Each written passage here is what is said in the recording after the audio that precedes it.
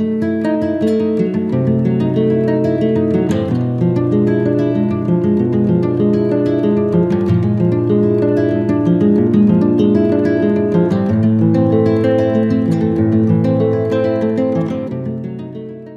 muito bem-vindos aqui à nossa 13ª sessão do Seminário Modos da Melancolia. Hoje temos o prazer de ter connosco Marta Matos, que vai nos apresentar uma conferência intitulada O Pensamento e Obra de Freud em torno da melancolia, etapas e ramificações do conceito no trabalho de Freud. A Marta é psicóloga, doutorada em Psicologia Clínica e pós-doutorada em Psicopatologia e Psicanálise pela Université de Paris 7 Denis Diderot. Desde o ano 2000 é professora de Psicopatologia na Universidade de Fernando Pessoa, no Porto. É psicóloga clínica analítica, atividade a partir da qual tem desenvolvido trabalhos de investigação, assim como trabalhos de campo a nível interdisciplinar da criatividade, arte e educação. É membro de uma série de centros de investigação ligadas à psicopatologia, processos de psicanálise, em diversas universidades no Brasil e em Portugal. E hoje a sua comunicação coloca hipóteses extremamente interessantes, partindo de textos de Freud, sobretudo, e trazendo aqui este conceito da melancolia como colocando esta hipótese de ter um papel propulsor na conceptualização e no desenvolvimento teórico da psicanálise. E estamos então ansiosos por ouvi-la. Passo-lhe a palavra. Muito obrigada por ter vindo. Eu é que agradeço. Boa tarde a todos. Tenho um grande prazer em estar aqui convosco.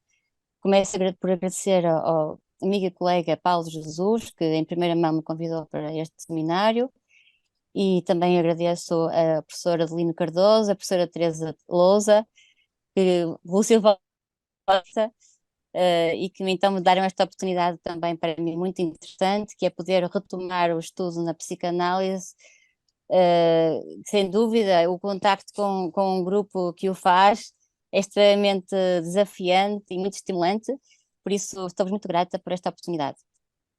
Então, o meu tópico é, sobretudo, no fundo, também para mim o próprio usufruto, digamos, uma análise histórica, na medida em que acho que ela tem efeitos didáticos e também permite, a partir daí, estabelecer uma base, um chantier de travail, digamos em francês, para depois permitir estabelecer ligações e debates e podermos também, com alguns conceitos da psicanálise, fazer pontes com outras áreas e disciplinas. Portanto, eu vou começar por identificar aqui alguns marcos históricos, sem os querer amassar muito, também, portanto, sem querer, não sei se estamos também entre pessoas que não conhecem de todo, talvez esta parte mais doutrinária, digamos, dos primeiros conceitos e teorias de Freud à volta da melancolia, neste caso, mas pronto, se for o caso, podem também interromper-me, está bem? E portanto também não quero, não sei se tenho agora meia hora, não é? Sim, podemos contar meia hora a partir deste momento. Eu se quiser, 5 minutos assim antes, eu posso dar-lhe um sinal, caso precise. Está bem? Está bem. Mas começa a contar Obrigada. agora, não se preocupe.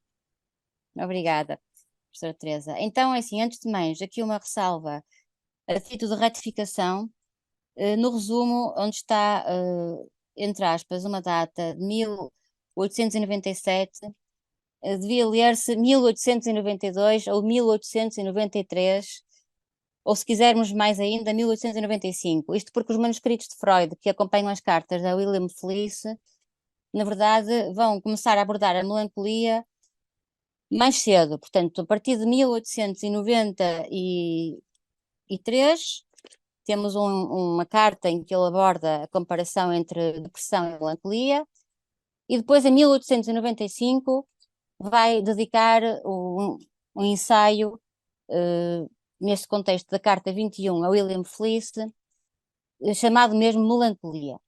Ora bem, antes de mais, portanto, aqui há alguns erros a nível dessa parte cronológica, embora também não seja fácil reconstituí-la de forma exata, dado que por vezes há autores que vão valorizar um ponto e outros outro, e também às vezes as próprias complicações ligadas às partes editoriais, porque consoante cada língua e país, as edições não são todas do mesmo ano, não é?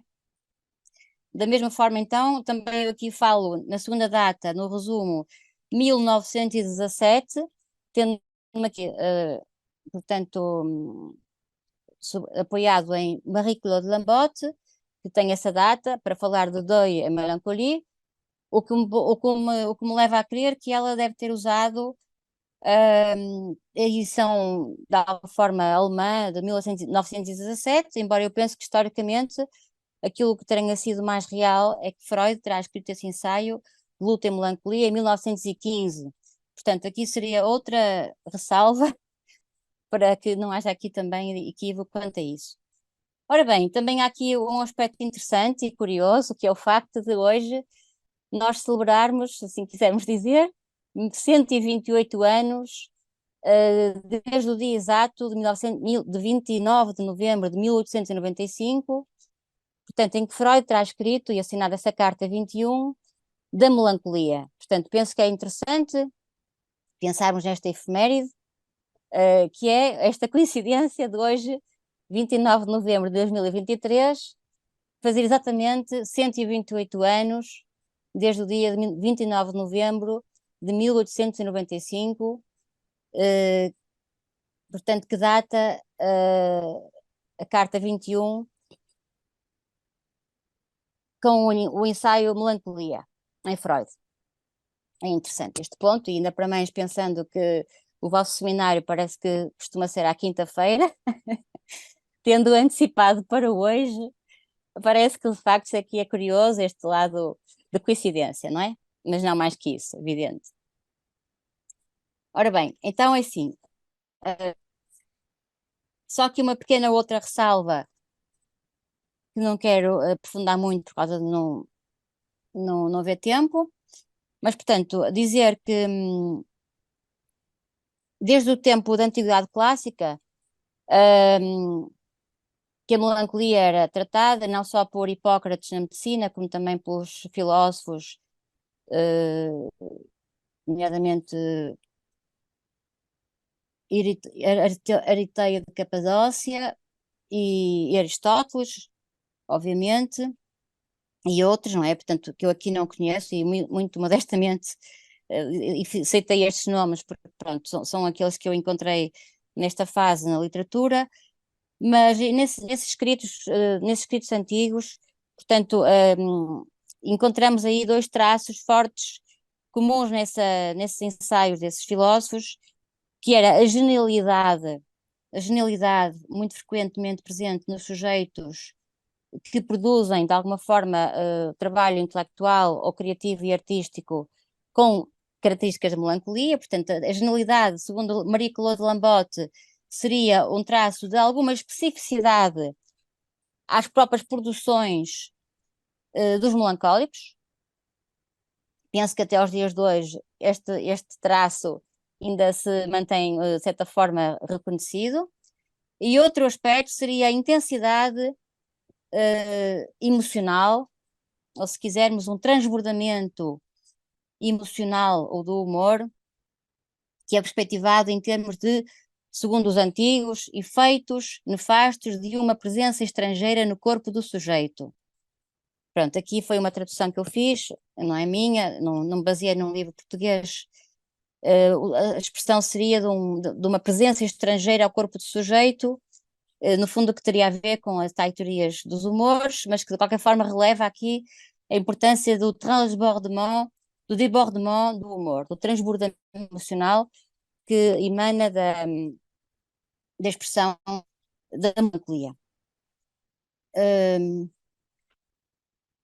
Então, o termo melancolia, portanto, também vai ser, de certa forma, presente ao longo dos séculos seguintes, nomeadamente até ao romantismo, passando pela Idade Média, nomeadamente pela poesia de alguns místicos, por exemplo, mas o termo melancolia na psiquiatria então desapareceu, no fundo de forma mais aí, certamente deliberada a nível epistemológico, porque os psiquiatras do século XIX queriam precisamente demarcar-se do termo melancólico, do termo da melancolia, que estava muito conotado à teoria dos humores. E, portanto, de alguma forma houve esse abandono do termo melancolia, tendo sido substituído por monomania triste ou por lipemania.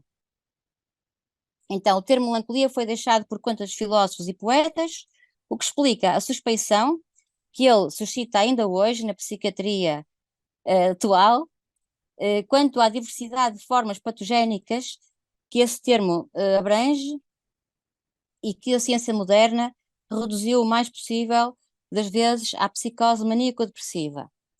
Ora, por sua vez, Jan Bleller, que é um discípulo de Freud, portanto, psiquiatra suíço, considera que não é fácil, mesmo na psiquiatria do século XIX, fazer o verdadeiro diagnóstico da psicose maníaco-depressiva, senão por diferenciação negativa, excluindo, no fundo, outras doenças mentais. Não haveria, portanto, uma especificidade das psicoses afetivas, para usar um termo mais do texto de Bleller. Tudo o que se produz na alienação maníaco-depressiva também pode ser observado noutras doenças. 1920, citação de Bleller. Então, Bleller aponta a dificuldade e deixa-a em aberto deliberadamente, sem a pretender resolver, segundo a autora Marie-Claude Lambot.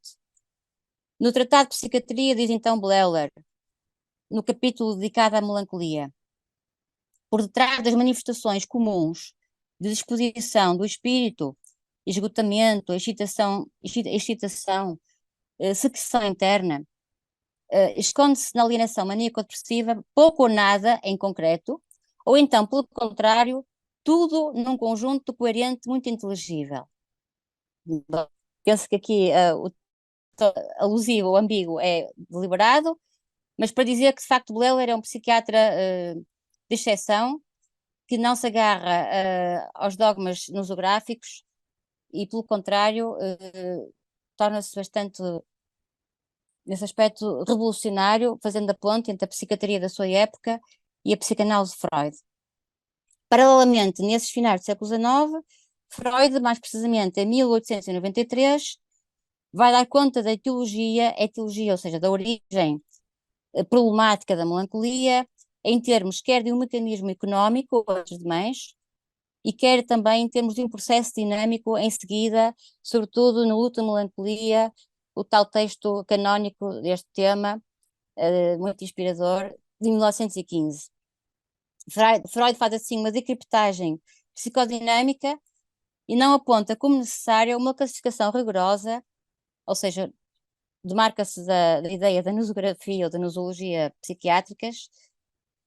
Portanto, não considera que seja necessário fazer uma classificação rigorosa da melancolia dentro da qual encaixar este termo. E os primeiros registros da melancolia em Freud situam-se nas cartas a Felice, que era médico e biólogo, biologista, com quem Freud corresponde durante vários anos. Pelas minhas contas, terá sido cerca de uns 12 anos ou coisa assim, e nos quais os processos psicossomáticos estão muito presentes nas concepções da neurose de angústia, da neurastenia, da própria depressão, com os quais as neuroses se entrelaçam, e também daquilo que Freud questiona quanto à diferenciação com a melancolia. Esta questão da psicossomática, evidente que pode ser considerada em grande parte ligada à formação médica de Freud, mas também à própria influência do Wilhelm Fliess nas concepções de Freud.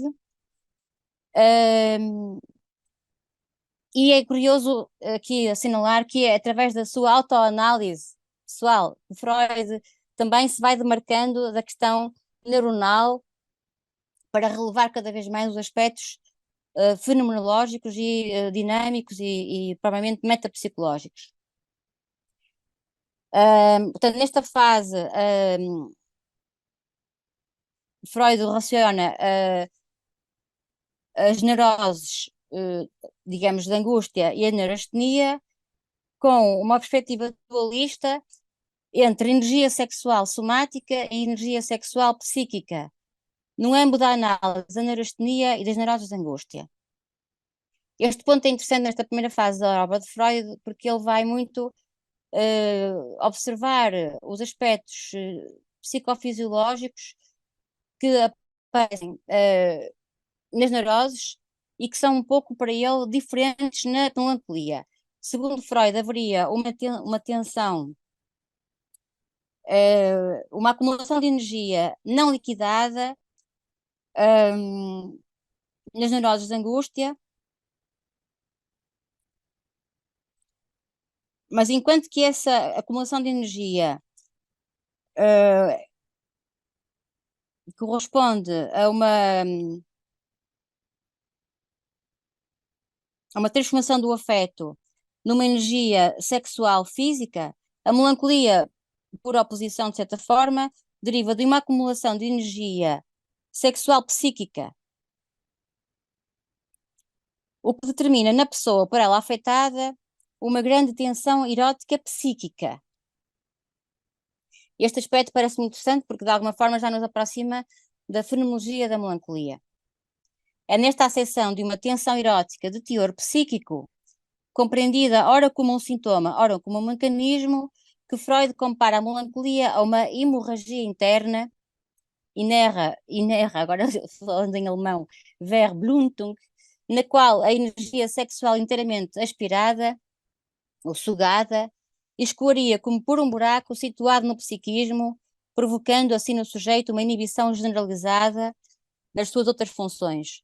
Esta fórmula é muito célebre, porque, como sempre Freud, por vezes, tem uns arrebates de inspiração literária nas suas formulações conceptuais, e esta ideia da hemorragia interna e do buraco vão prolongar-se como sendo, de certa forma, signos de valor marcante para o próprio entendimento psicanalítico que os autores da psicanálise contemporânea fazem da obra de Freud a propósito das reflexões sobre a depressão e sobre a melancolia.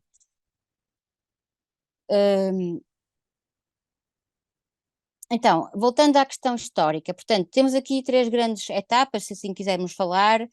Segundo, por exemplo, aqui o psicanalista brasileiro Daniel Deluyon, que vão demarcar etapas, portanto, do estudo de Freud, ou se quisermos, da história da melancolia em Freud.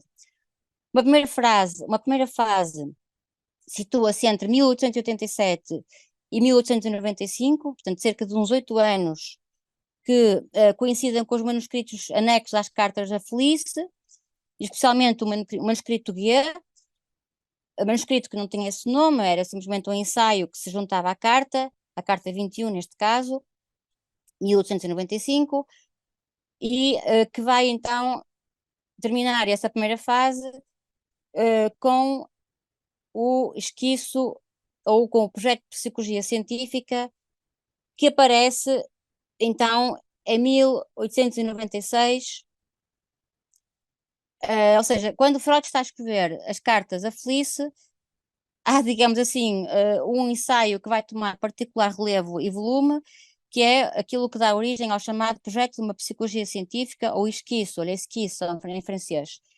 Freud não teria dado este título a esse ensaio, isso foi uma opção, portanto, dos editores, e este ensaio então começa a tomar cada vez mais importância a nível da conceptualização da melancolia, porque demarca-se da perspectiva psicossomática, e que Freud vai dizer, mesmo até numa frase que também é muito simbólica, que abandonou esse trabalho por se sentir muito desiludido. O estado de espírito com que comecei a escrever o esquiço tornou-se estranho. A tal carta de 29 de novembro de 1895. Portanto, é curioso que esta carta tenha sido escrita no mesmo dia em que estamos hoje. Portanto, o estado de espírito com que comecei a escrever o esquiço tornou-se-me estranho. Quer isto dizer que o esquiço, ou o projeto de psicologia científica, desenrola uma evolução enorme em Freud, que se dá conta a meio do percurso, que no fundo os seus intentos e o seu foco, ou a sua perspectiva, mudou bastante a partir desse momento em que ele se dá em crise, não é? Que ele se considera em crise, nessa, nessa, nessa, nesse, nesse plano. Portanto, o plano de trabalho, de certa forma, vai evoluir a um ponto que ele vai inaugurar uma nova etapa no que toca à própria teoria psicanalítica, e é interessante ver o quanto essa nova etapa, de certa forma, também quase que se ramifica a partir das cartas do ano de 1895. Portanto, entre o período que vai desde outono de 1895 até ao início de 1896, temos aí uns meses muito férteis no trabalho, em que ele escreve o termo da melancolia, portanto, escreve o ensaio da melancolia, manuscrito G, e ao mesmo tempo bifurca para esse ensaio, que é o tal importante ensaio que leva a pôr em causa se o seu projeto inicial teria ainda razão de existir. E essa parte vai mudar então o paradigma, digamos assim, fazendo então a partir do capítulo 4, a partir do capítulo 4 do projeto de uma psicologia científica, ele vai então, digamos, revolucionar a sua perspectiva, ao ponto que, um ano depois de ter começado, os autores que fazem o estudo desta obra, deste ensaio, consideram que ele está muito próximo de um outro capítulo importantíssimo na obra de Freud, que é o capítulo 7 da interpretação dos sonhos.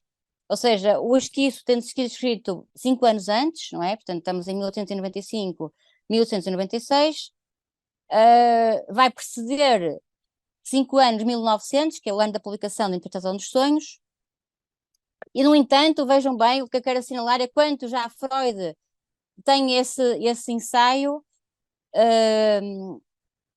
1895, com um papel altamente precursor daquilo que mais tarde ele vai resolver de forma mais clara em 1900, no capítulo 7 da interpretação dos sonhos, que, segundo o que eu estudei no tempo do meu doutoramento, era falado assim também com muita acreditação, com muita força a nível da teoria de Freud.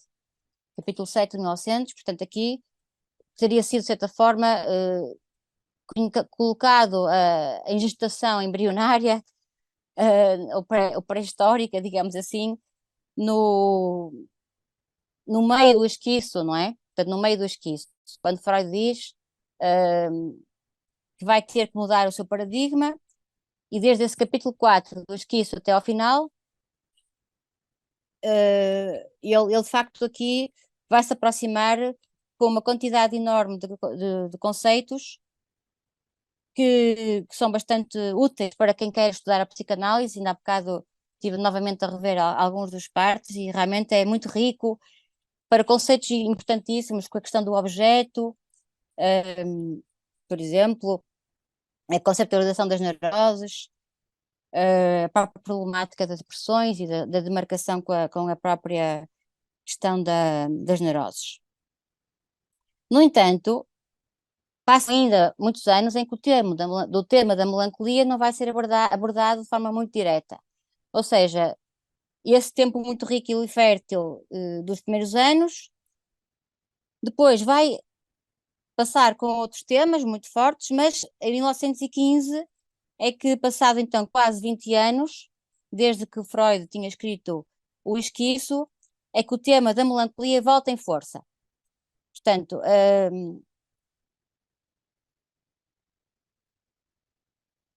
o último Melancolia é um texto extremamente, digamos, forte, não é? Digamos que é quase o ex-libris, digamos, a teoria sobre a melancolia em Freud, que por um lado terá começado também muito por reflexão a partir das cartas com Carla Abraham, com quem Freud também escrevia no princípio desse século XX, ao ponto que ele reconhece a Abraham a forte influência no que toca à comparação entre o último Melancolia, no ensaio de Abraham, que data de 3 anos antes. Portanto, Abraham escreveu um ensaio sobre a melancolia, ou por outra, não é dito assim. Escreveu um ensaio importante sobre a psicogénese dos estádios infantis, naquilo que é a evolução da estrutura do sujeito e das suas psicopatologias, e ele vai então ter aqui um trabalho importantíssimo na questão que depois leva Freud a reconhecer essa importância quanto à comparação entre luto e melancolia.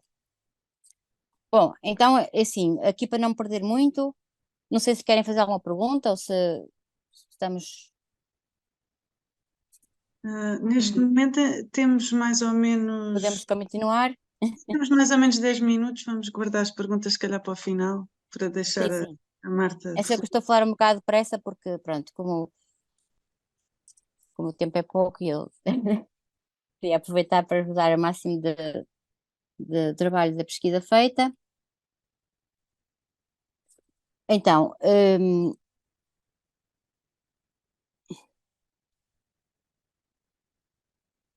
portanto, aqui, por exemplo, vemos o quanto a própria concepção de melancolia em Freud vai ter um papel propulsor, como dizia há pouco a professora Teresa, a propósito do resumo em que eu falei disso.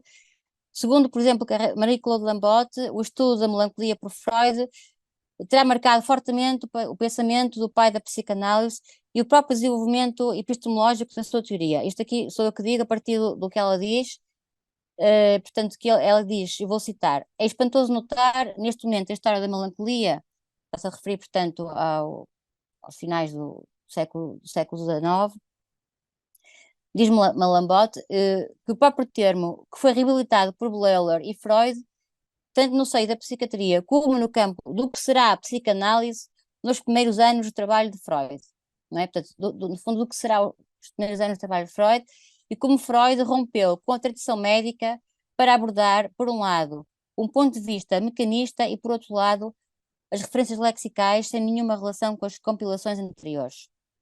Daquilo que eu achei aqui interessante foi que ela própria vai, no fundo, sugerir este campo epistémico da melancolia para o próprio campo da psicanálise e da sua arquitetura teórica, não é? Que é, no fundo, a metapsicologia. Também dizer o quanto é importante relembrar que o texto O Último Melancolia, em 1915, é precedido por um outro que também me parece extremamente forte, por causa da questão da libido narcísica versus libido de objeto, que é postulada no texto de 1914, Introdução ao Narcisismo, não é? Portanto, vai haver um trajeto sobre o objeto, que me parece um termo muito forte para a questão da melancolia, que depois vai desembocar de forma muito forte no luto e melancolia, mas a questão do objeto, por exemplo, vai ser marcante nos três ensaios sobre a teoria da sexualidade, 1900 agora tenho um lapso, 1905, não é? 1905, penso eu, se tiverem erro, corrijam-me, em que Freud já vai falar ali da relação específica de que o seio materno é o objeto que pode suprir a pulsão oral do bebê, portanto já há aí uma questão muito, muito forte para a conceptualização do objeto em Freud. E depois temos então a Introdução ao Narcisismo, 1914, em que também aí é muito forte a importância da libido narcísica versus objetal, não é? Portanto, no fundo, o sujeito vai ter uma predisposição afetiva para investir no objeto ou para reter a libido em si mesmo, não é? Isto é muito forte porque depois as psiconeuroses narcísicas vão, no fundo, enredar-se nesta questão da libido narcísica, não é verdade? E este ponto parece-me relevante para separar aquilo que será as psiconeuroses narcísicas, dentro das quais se engloba a melancolia, e demarcá-las das neuroses, nomeadamente as neuroses de defesa. Porque a libido é que me parece que é um ponto bastante forte na diferenciação que podemos fazer quanto à forma das modalidades da relação objetal ou da relação com o outro serem diferentes na melancolia e nas neuroses de defesa, não é? Parece-me que aqui será um ponto, digamos assim, de charneira, que por mais semelhanças que haja entre melancolia e traços depressivos que são mais de estrutura neurótica, parece-me que a grande diferença na questão do luto, por exemplo, e nas questões do investimento afetivo no outro, passam muito pela qualidade do investimento, que na melancolia é mais frágil, é mais incerto, porque a própria libido fica muito mais, digamos, submetida à economia narcísica, não é? Do que na neurodefesa, em que a questão do investimento no objeto é muito mais intensa, digamos assim, envolvente, não é? A identificação com o objeto é muito, é muito fortemente sexualizada, um pouco contrariamente à melancolia. Então, aqui, pronto, a parte histórica penso que está mais ou menos descrita, portanto, aqui esta questão do início do trabalho de Freud ser muito marcado pela tentativa de diferenciação entre as neuroses, a depressão e a melancolia, mais precisamente entre a neurastenia, as neuroses de angústia, e destas com as depressões por um lado e com a melancolia por outro, portanto, nesta encruzilhada entre estes vários tipos de quadros clínicos, aparece sempre os sintomas, os traços depressivos, no fundo, são muito transversais a vários quadros clínicos, não é? Portanto, no fundo é isso. Eu acho que aquele ponto comum que faz esta relação de vai e vem entre neuroses e melancolia é, sem dúvida, a presença forte de traços depressivos, não é? No fundo, as depressões são transnosográficas e são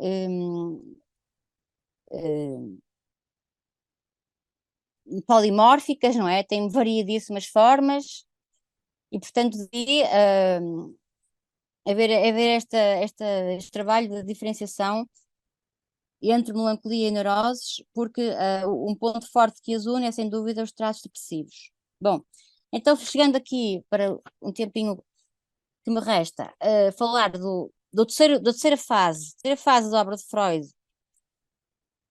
em que foca diretamente a melancolia, acontece com o texto emblemático Luto e Melancolia, em 1915. Ora bem, neste texto, Freud discorre com digamos, com um pensamento de analogia, portanto, há uma sucessão de comparações entre depressão, luto e melancolia, que vocês aí devem certamente conhecer muito bem, porque certamente, digamos que há uma ponta paradigmática neste tema em Freud, que é com este texto.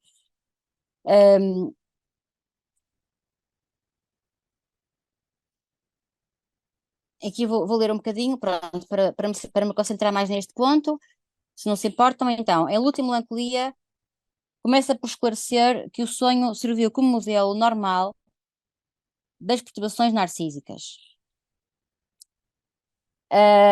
Enquanto que o afeto normal do luto serve de comparação para estabelecer a essência da melancolia. Portanto, no fundo, o sonho aqui é um modelo também muito forte naquilo que é a referência conceptual para falar dos processos, digamos assim, da melancolia, que seriam incluídos nas perturbações narcísicas. À semelhança do que reconhece a Carla Abraham, ter feito anos antes, em 1912, cujo artigo considera ser a mais importante dos raros estudos analíticos sobre o tema da melancolia. Tributo a Abraham, portanto. Sugere quanto o trabalho deste último teve um papel determinante na concepção da sua obra sobre este tema. Numa asserção preliminar, Freud lembra aquilo que parece resumir todo o trabalho anterior, das primeiras fases da melancolia. Ele diz: a melancolia apresenta uma diversidade de formas que não se deixam agrupar numa unidade. Fim de citação, 1915. E entre elas, umas assemelham-se a afecções somáticas, ao passo que outras, que são em menor número e mais raro, são aquelas que me vão aqui ocupar, são as afecções psicógenas. E é então sobre estas que ele tenta, que ele vai focar o seu trabalho de luto e melancolia.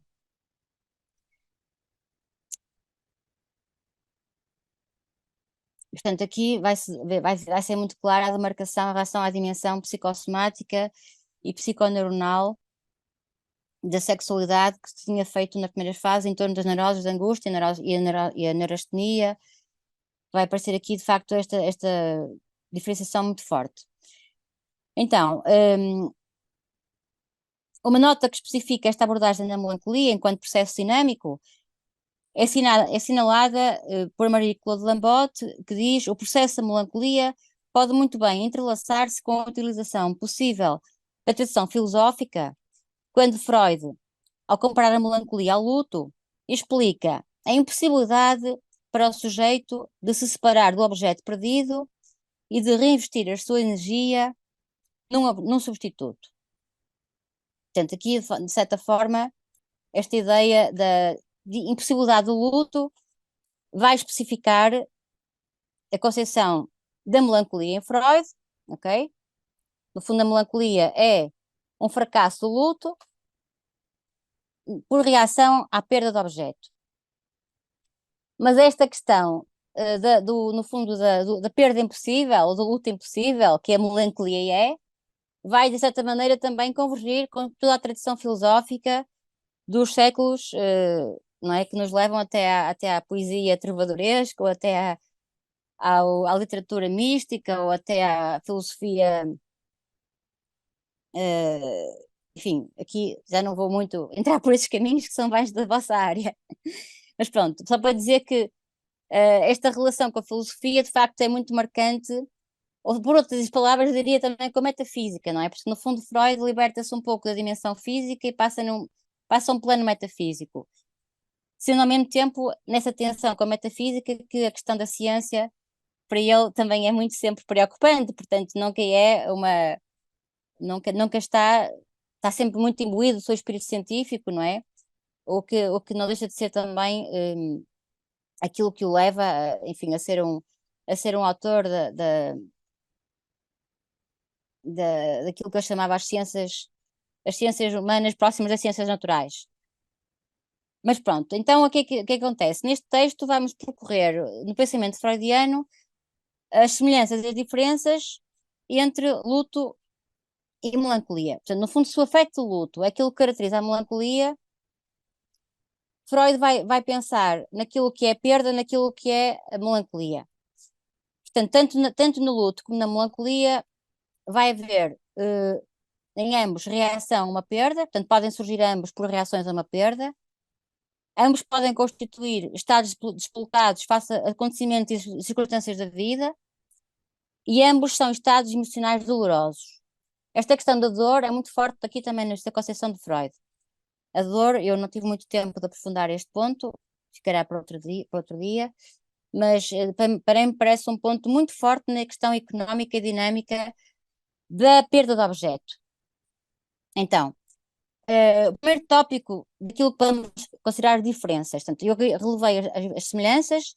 Quanto às diferenças, aquilo que eu poderia chamar no primeiro tópico uma modelização fenomenológica da perda de objeto, em que eu diria o luto dá-se enquanto reação à perda de um ente querido ou de um objeto de valor afetivo, isto aqui para citar os termos freudianos, ao passo que a melancolia maiormente possa surgir face a um tipo de acontecimento de perda que provoca o luto, seria de forma diferente a que Freud introduz em jeito de traço impressivo nesta fase inicial do artigo a existência de uma predisposição existencial pré-mórbida. Portanto, aqui digamos que há uma vertente, digamos, que se afasta claramente, no fundo, de uma tentativa de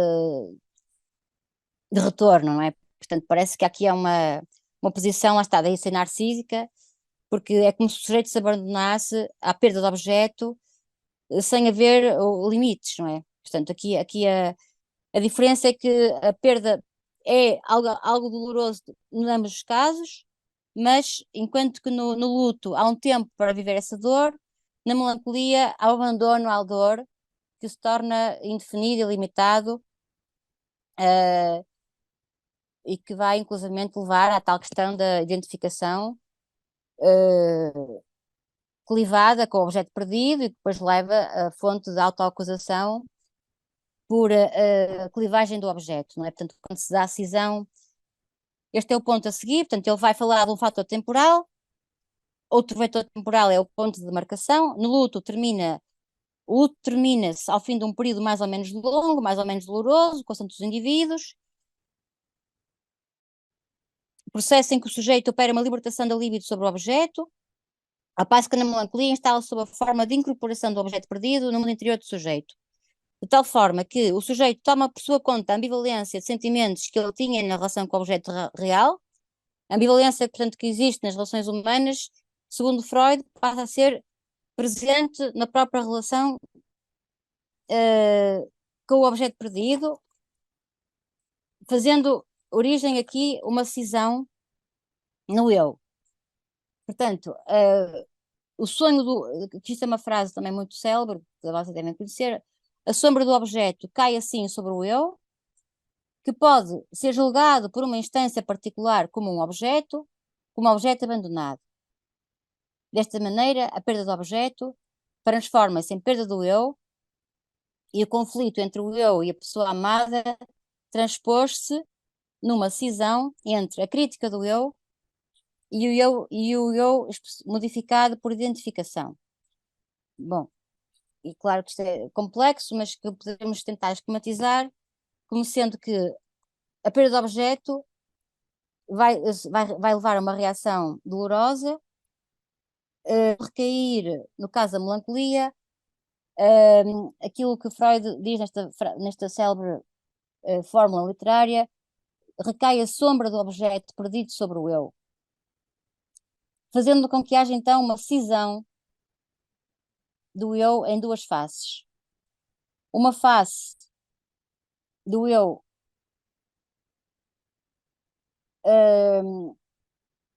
que se identifica ao objeto perdido, portanto, no fundo, digamos que há uma perda do eu mesmo face a essa identificação ao objeto perdido, o sujeito perde o objeto, identifica-se ao objeto e é ele próprio que se perde, digamos assim, não é? Portanto, é uma espécie de perda do sujeito.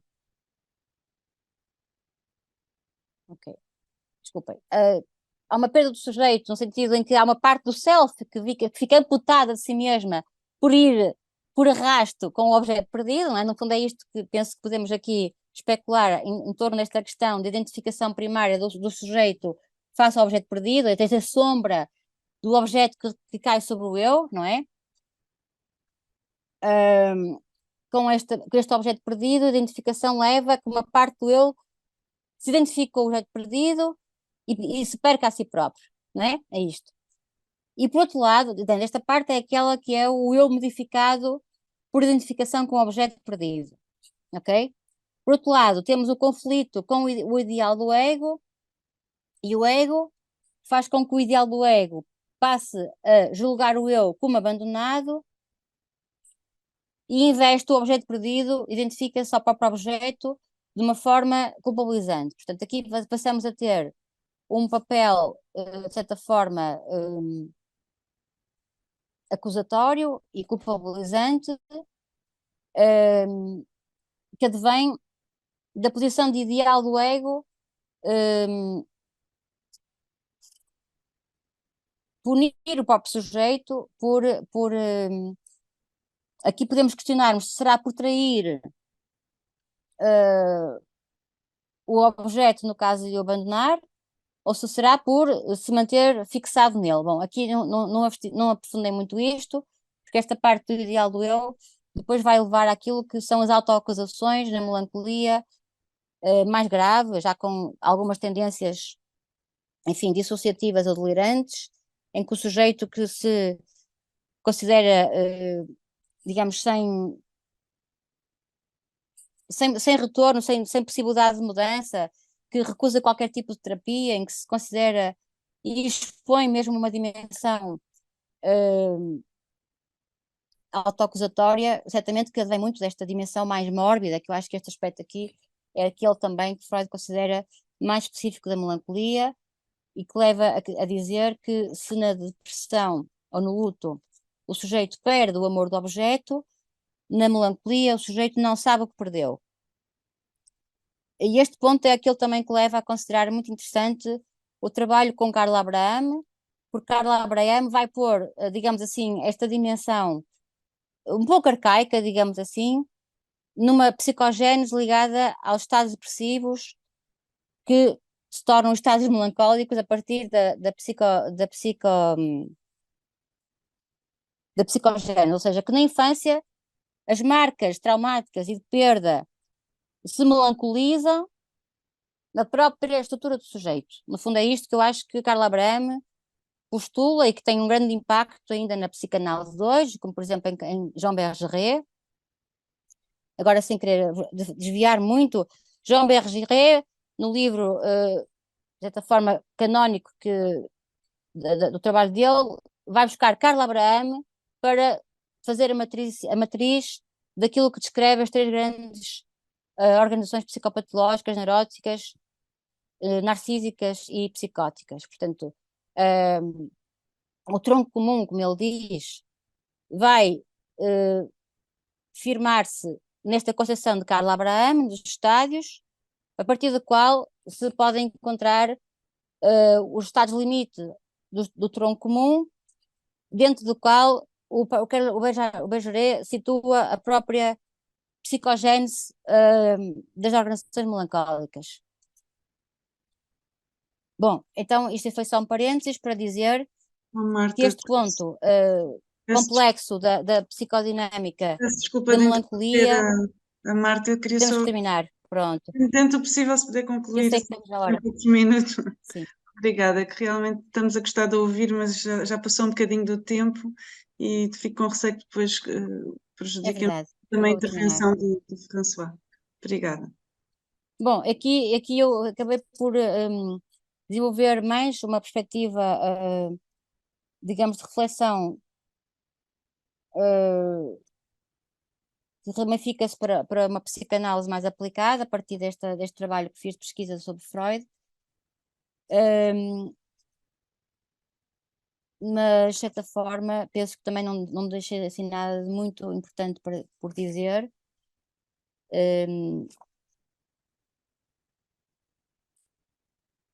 Eu aqui, no fundo, pronto, acho que em termos da obra de Freud, estas questões aqui do luto e melancolia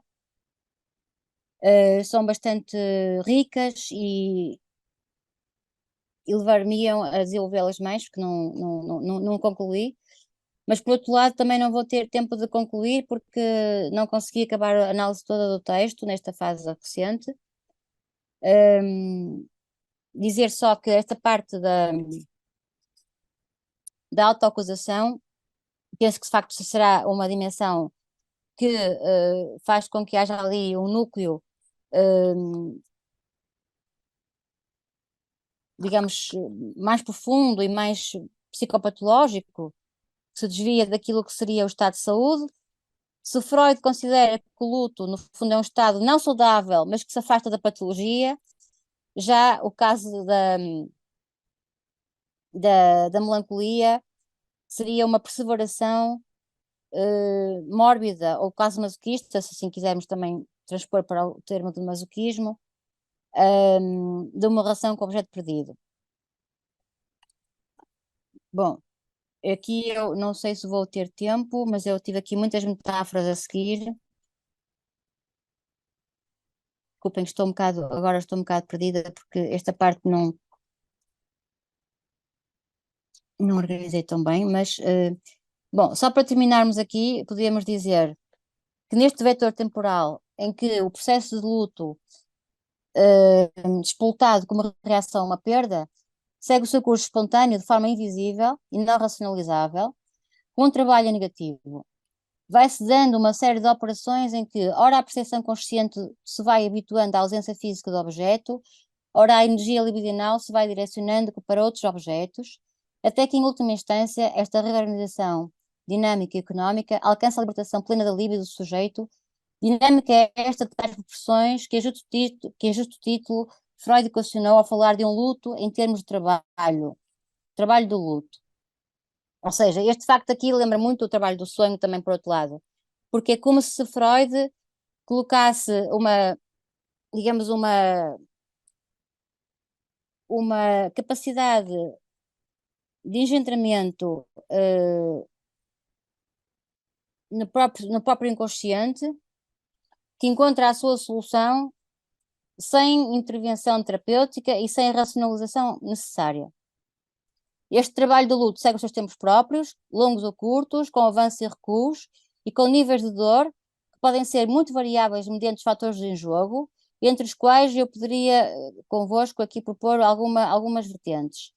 O laço de apego vinculativo ao objeto, a função do objeto no funcionamento libidinal, a contingência sensorial que emana do objeto no ambiente externo do sujeito, se não o nível de maturidade, pelo menos a experiência vivencial que imprime novas configurações à representação da morte com o tempo que avança, e nesse sentido podermos falar de luto antecipatório. Sobre este ponto de luto antecipatório, eu acho que é interessante que a relação de investimento não seria proporcional à consciência do seu valor afetivo, ou seja, o sujeito, ao dar-se conta do valor do objeto, antecipa a morte dele, quer dizer, é isso que é paradoxal, não é? Quanto mais a pessoa ama o objeto, ou quanto mais ela está apegada ao objeto, mais ela teme a sua perda, não é? Isto aqui também é um ponto que eu acho que é curioso, que de certa maneira me deu aqui grande gosto em pensar, foi que à medida que a pessoa avança na relação e no tempo do seu envelhecimento, antecipa a ideia da possibilidade de perda que é proporcionalmente positiva com a relação de apego. Nesta antecipação, penso que um fator que pode ser a projeção de um elemento de teor melancólico que reside no íntimo do eu, como ao mesmo tempo corresponder a uma forma de mentalização preparatória que permite reduzir a dor da perda no momento em que ela se torna real, sugerindo isto um anacronismo entre o tempo subjetivo e o tempo real, Kairos e Cronos, tão longo amor, tão curta a vida. Este é um ponto que penso ser interessante e que, de certo modo, remete para um teste à resistência do sujeito a sobreviver à perda. É certo que a morte é um tema que fascina, como também sou tentada a supor que o tempo subjetivo passado em perda dolorosa é correlativo da possibilidade de falar sobre a morte. Sem dúvida, a psicanálise, talvez mais como a Melanie Klein, coloca a angústia de separação, perda e abandono como sucedâneos da angústia de morte. Assim, o luto é um desafio que se presta a realizar com sucesso em toda a existência humana, ao ponto de que poderíamos ver nele o maior desafio ou um dos maiores desafios de salvação da doença, ou seja, de escapar a uma espécie de morte do eu psíquico. Por outras palavras, perante a perda do objeto, o eu, face ao desamparo, tem duas ou três saídas: ou o luto, ou a depressão, ou a melancolia. O luto salva e fortalece, constitui um salto funcional para a resiliência. Porém, se estas opções são reconhecíveis, grosso modo, na vida humana, olhando mais de perto ou mais intimamente, as coisas nunca são assim tão esquemáticas. Na verdade, uma pessoa pode funcionar plenamente na vida ativa e mais intimamente ou manifestamente traduzir muitas sequelas que põem em causa o modelo do luto como modelo de processo de trabalho completo, totalmente resolvido. É o que nos lembra, por exemplo, o sujeito que não deita fora pequenos objetos materiais do objeto perdido por um tempo indeterminado, como se no fundo o seu espaço privado fosse um cemitério de objetos perdidos, como se fosse um cemitério libidinal. Um caso peculiar, eu penso que é a problemática da acumulação, de que existem exemplos extremos nos order, não é? Remete talvez para uma questão melancólica de perda não resolvida. Um caso peculiar que eu vi há dias em entrevista no programa Fala Com Ela, de Inês Menezes, fala portanto, o caso de uma artista e empresária de sucesso que diz que há 14 anos que não tocou mais no lençol em que o marido dormia antes de morrer. Estamos a falar de uma pessoa que é bem-sucedida, portanto, muito ativa, muito capaz, muito resolvida, e que remete, não é, esta confidência para aquilo que nós nos podemos confrontar com o questionamento desta relação entre resolução do luto e permanência de partículas melancólicas dentro do eu. Ao ponto que eu poderia sugerir que podemos tentar encontrar nas neuroses de transferência núcleos melancólicos estão encriptados e que, no fundo, fazem questionar se o luto alguma vez se resolve por inteiro. Pronto, isto seria aqui uma questão em aberto, que eu vos deixo, porque também nos lembra aqui o trabalho de Marie Tarroc e Nicolas Tarroc, franceses psicanalistas, que falam da noção de cripta, para falar destes núcleos melancólicos que residem dentro do eu profundo,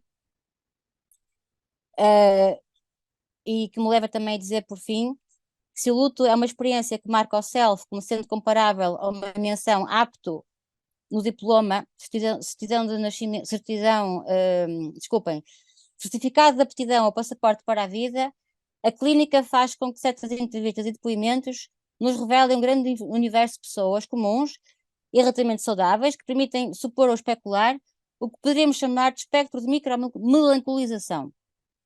Ao pensar nestas zonas híbridas do processo de luto, é possível que tenha a ver com os psicanalistas Marie Tarroc e Nicolas Tarroc, que conceberam a noção de cripta.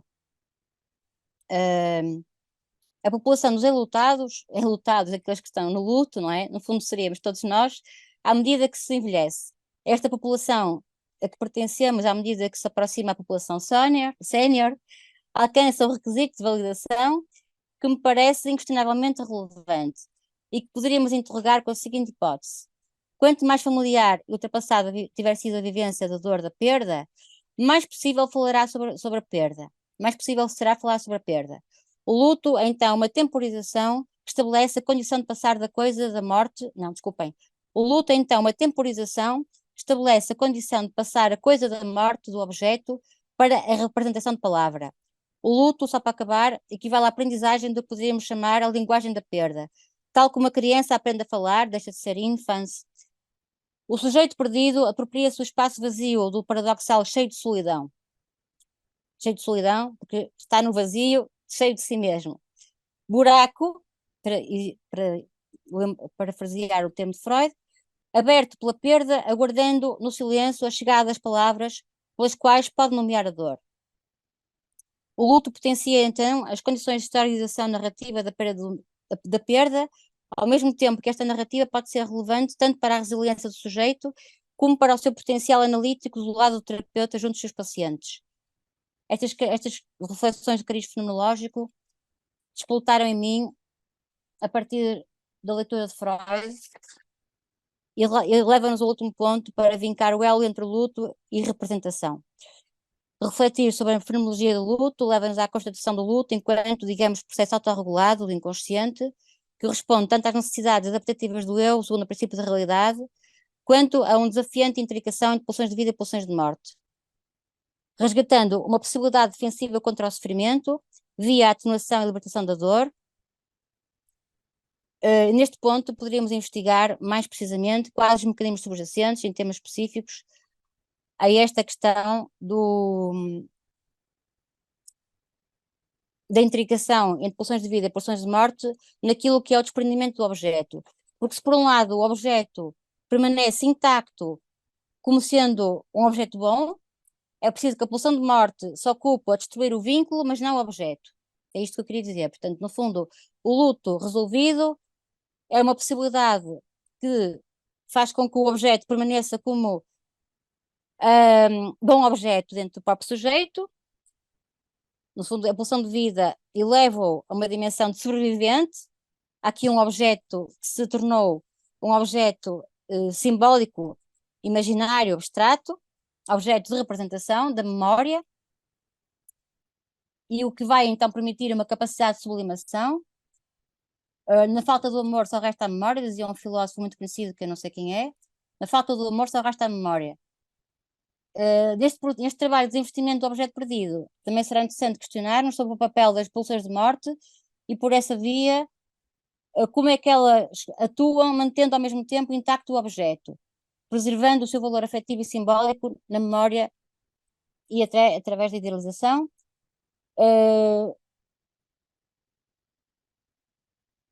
Como é que se intrinca, então, pulsões de morte e pulsões de vida nessa inibição do investimento do objeto perdido, não é? No fundo, a solução do luto é desinvestir o objeto perdido sem ao mesmo tempo destruir o objeto. Portanto, esta parte aqui parece-me bastante interessante. que nos levaria a outros trabalhos possíveis. Pronto, e tenho dito, não vou tomar mais tempo, senão não consigo Obrigada. mesmo. Tá bom, obrigada, Marta. Eu penso que, pronto, de facto, nós percebemos que a Marta ainda está a concluir aí alguma investigação muito complexa, que para nós é extremamente instigante, mas podia ficar talvez o convite para que volte daqui a, se calhar, 1 ou 2 ou 3 meses e possamos continuar esta reflexão, porque realmente agora precisamos de passar aqui a palavra ao nosso amigo François Gésin, que vai apresentar também uma pequena conferência hoje e vou passar então aqui ao Adelino. No final, penso que vamos guardar as perguntas para o final, não é, Adelino? Sim, sim, penso Tá. temos feito dessa maneira e penso ser mais adequado, É serem mais colocadas adequado para controlar também melhor o tempo. e com a vantagem, neste caso, de continuarmos no universo freudiano. Agora vai falar François Guizine. François Guizine é meu amigo de longa data, nasceu e cresceu junto ao Lago de Zurique, fez a sua formação em medicina em Zurique e Lausanne, estudos avançados, nomeadamente doutoramento em Genebra, portanto ele tem doutoramento na área da psiquiatria e psicoterapia. É essa atividade que exerce desde já há algumas décadas, nomeadamente desde que veio para Portugal em 1994 e neste momento é também cidadão português. François Guizine exerce a clínica, tem uma atividade regular de reflexão, de análise crítica, em que eu tenho o gosto de colaborar, num trabalho de intervisão, com uma equipa interdisciplinar, e vamos partir, portanto, o François Guizine vai partir do quadro freudiano para dar um salto para uma visão também em termos de atualidade. O tema é melancolia e perda da fragilidade. Eu agradeço-te, François, a disponibilidade para participares neste nosso seminário e vou pedir-te tanto daquilo que seja possível para tentarmos cumprir a meia hora em que tu generosamente vais estar connosco. E passo desde já a palavra. Agora estão a ouvir? Consegue-se ouvir bem? É bom o som? Está bem. Boa tarde a todos. Agradeço o convite que o Adelino Cardoso me estendeu, dando-me plena liberdade dentro da temática da melancolia. Eu não tenho a erudição que a Marta Matos tem, sou mais um leitor ingênuo e utilizo o que leio na minha prática como ferramentas e na minha bricolagem terapêutica com os meus doentes que tenho. E, de facto, foi em 1985 que li pela primeira vez Luto e Melancolia, Trauer und Melancholie, escrito por Freud em 1915, publicado em 17, como dizia a Marta. Nessa leitura inaugural, e eu revi o texto e sublinhei apenas uma única passagem, que é, a Marta já citou, assim a sombra do objeto caiu sobre o eu. Esta sombra que cai sobre o eu pareceu-me uma metáfora poderosa e poética. Fez-me vislumbrar algo essencial da anatomia e da fisiologia da melancolia. Agora, recentemente, numa nova leitura do texto, voltei a sentir o impacto imediato desta imagem dramática, a sombra do objeto lançada sobre o eu. Isto lembrou-me uma eclipse solar ou lunar, uma mecânica planetar, holofotes fuziantes e sombras impenetráveis na geografia e arquitetura do espaço interior da alma. Procurei, então, agora na nova leitura, entender melhor o texto de Freud, tendo em mente o filósofo Jean-Louis Chrétien e os seus livros recentes. Chrétien faleceu em 2017 e os livros que eu descobri é o Fragilité, que é aqui, que é um livro fabuloso, muito bonito, aconselho. E o outro, L'espace intérieur, também absolutamente agradável de ler. Jean-Louis Chrétien traça a evolução da topologia arquitetural da alma da mente. Estas imagens do espaço interior da alma evoluem, segundo Jean-Louis Chrétien, desde Santo Agostinho, com a noção da Câmara do Coração, a Santa Teresa de Ávila, com o castelo, o palácio interior, e mais tarde, com o progressivo afastamento de uma presença divina, que temos sempre em Santo Agostinho e Ávila, passa por Montaigne, que tem a sua arrière-boutique interior, onde o filósofo e nós todos podemos nos recolher numa solidão saudável, mas já sem presença divina. Pois Kant, com um templo interior bastante vazio, passando por Kierkegaard e chegando a Freud, com a sua também topologia da alma, Husserl, Heidegger. Chrétien descreve como nesta evolução do pensamento ocidental o templo interior é gradualmente desafectado de qualquer presença divina e torna-se o reino da subjetividade. Segundo Chrétien, o eu freudiano, por exemplo, substitui toda e qualquer presença de algo de espiritual. O eu moderno, diz Chrétien, constitui na sua essência a potência inóspita que impede ao sujeito de pensar o seu ser como algo de habitado. Achei original esta visão, que para nós é tão normal que não há presença divina que já não pensamos que possa ter havido. Então, voltando a Freud. Freud compara o luto e a melancolia. E vou talvez repetir certas coisas que a Marta já disse. Na melancolia, a perda não é a da morte de uma pessoa amada, mas frequentemente a perda por uma ofensa ou decepção da parte da pessoa amada ou de um ideal que se perdeu. A consequência é o abalo desta relação do objeto, e o que sucede é que a ocupação libidinal do objeto não resiste à perda da pessoa ou do ideal, e a fixação deste amor é dissolvida. A libido é visto por Freud num modelo quase termodinâmico, como uma energia que não se perde, que se conserva. Esta energia desligada do objeto é agora libertada, no entanto, ela não é transferida para um novo objeto, como devia acontecer e como no fim do luto acontece, mas na ideia de Freud esta energia fica retida no eu, recuada no eu. Eu, pessoalmente, quando leio o texto de Freud, imagino, nesta passagem, o eu como um edifício, ou um quarto, com porta, janela, agora, na melancolia, fechadas. Neste espaço interior do eu, a libido, libertada e retornada do objeto perdido, é utilizada para criar uma identificação com o objeto perdido por decepção, traição ou abandono. O eu e o objeto abandonado tornam-se idênticos. E mais, o eu transforma-se e toma a aparência do objeto decepcionante e traidor. Este é o passo muito teórico e especulativo, mas realmente parece-me inovador que Freud introduz. Na identificação do eu como o objeto, o eu parece tornar-se o próprio objeto perdido.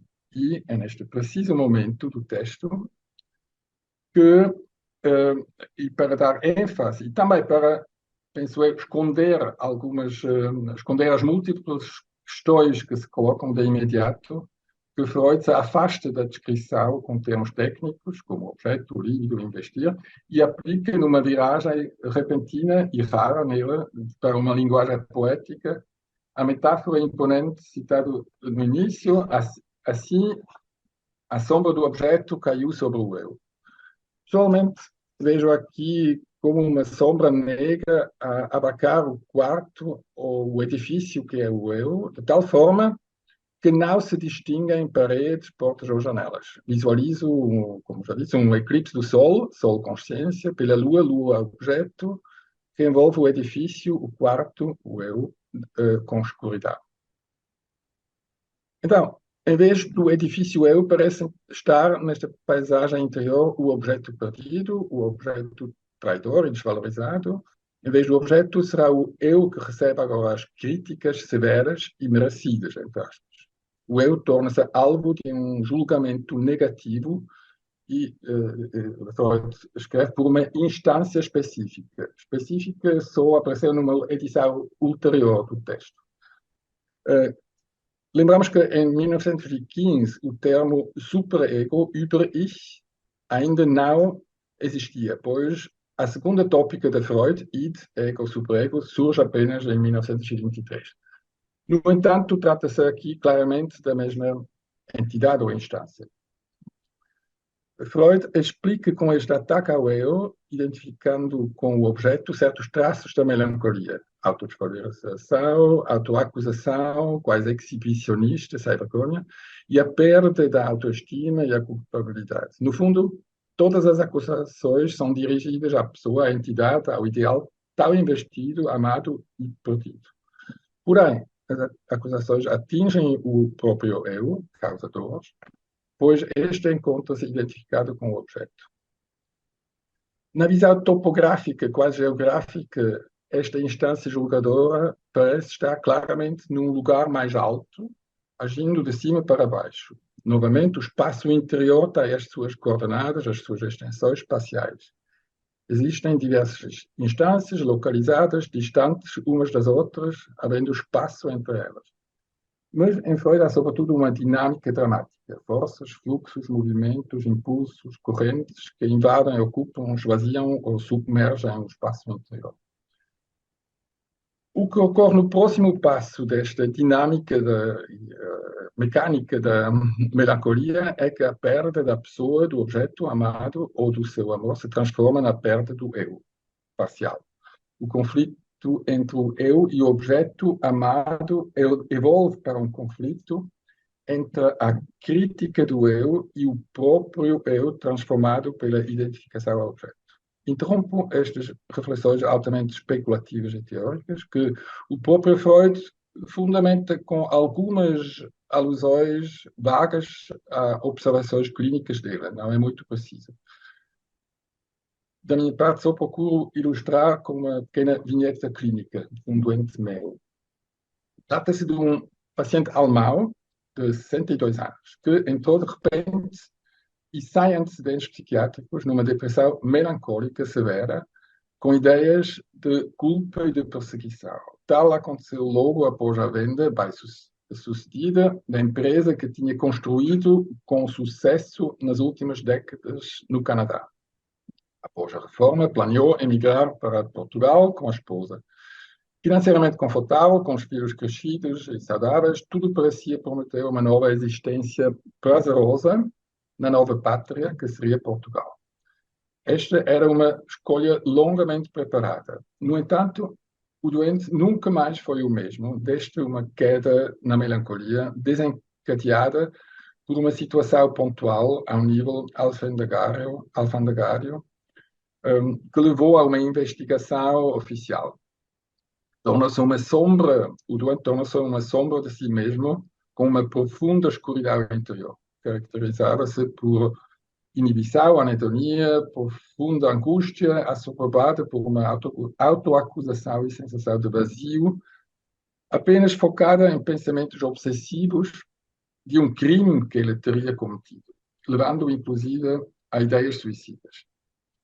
Não foi possível retirar o doente da sua paralisia depressiva, nem com o internamento psiquiátrico de 2 semanas, ainda no Canadá, antes de iniciar consultas comigo, quando chegou a Portugal, nem com a profusa medicação subsequente, medicação antidepressiva, neurolética, ansiolítica e também com o lítio. Mantiveram-se ideias de um balanço com suicídio que podia dar um alívio na sua ideia. Realizou-se Ele começou a se tratar comigo, realizaram-se consultas semanais durante meio ano que trouxeram apenas um ligeiro alívio, sem tirar a sombra geral e o peso da melancolia que parava sobre o meu doente. Uma vez as questões medicamentosas orientadas, porque eu fiz as duas coisas, a medicação e também a parte psicoterapêutica, as consultas consistiam no entrar no mundo e na vivência melancólica do doente. Eu tentava partilhar e aguentar com ele essa vivência, sem entrar, quanto possível, num frenesi terapêutico e numa impaciência em resolver o que seria apenas uma fuga para a frente e, no fundo, uma verdadeira falta de empatia, quando tentamos ser demasiado ativos e fazer coisas. Apesar da longa inércia e aparente passividade do doente, eu tinha como a sensação de que havia um processo subterrâneo lento de esforço hercúleo, verdadeiros trabalhos de melancolia, que é um termo que Freud coloca em comparação com o termo trabalho de luto, trabalhos de melancolia em curso com um ritmo próprio que não obedecia às exigências de qualquer autorrealização pessoal rápida. Porém, o doente impacientou-se a um certo momento e optou por uma cura mais rápida e moderna, embora mais dispendiosa, muito dispendiosa, recorrendo a injeções de ketamina. Hoje em dia muito em moda, e que é um tratamento prometedor, mas ainda um pouco estabelecido, substância muito discutida atualmente no manejo de depressões resistentes, ou como se diz agora, de depressões difíceis de tratar. É isto o termo actual que se utiliza.